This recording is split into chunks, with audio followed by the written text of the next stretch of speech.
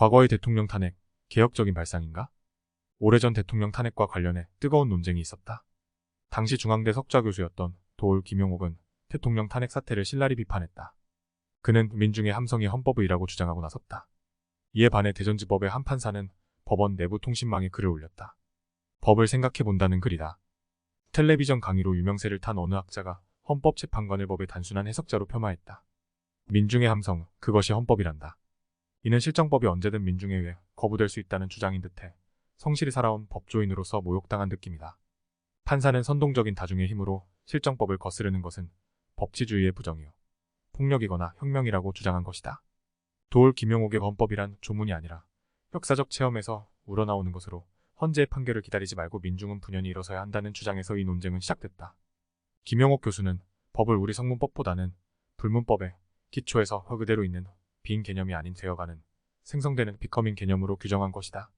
현실성 물음에서는 판사의 주장이 설득력이 있으며 상식적이다. 그러나 한마디로 개혁이냐 혁명이냐 발상이 그대로 적용된 논쟁인 셈이다.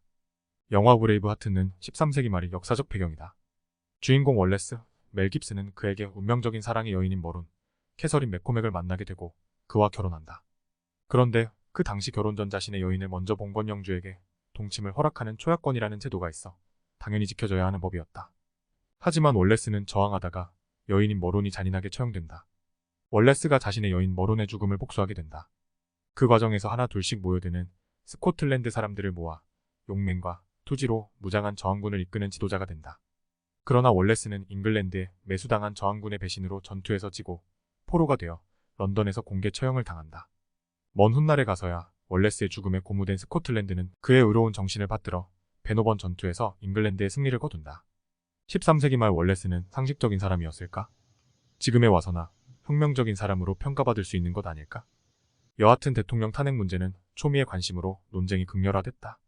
하지만 그대로 대통령직을 유지하는 것으로 마무리됐다. 앞으로도 정치적인 사안뿐만이 아닐 것이다. 대학 입시 향방, 노조의 경영참여, 분배와 성장의 우선 문제 등의 정책 사안들을 놓고 또 한 번의 개혁이냐, 혁명이나 라는 홍역의 전투를 벌일 수밖에 없게 된 것이다.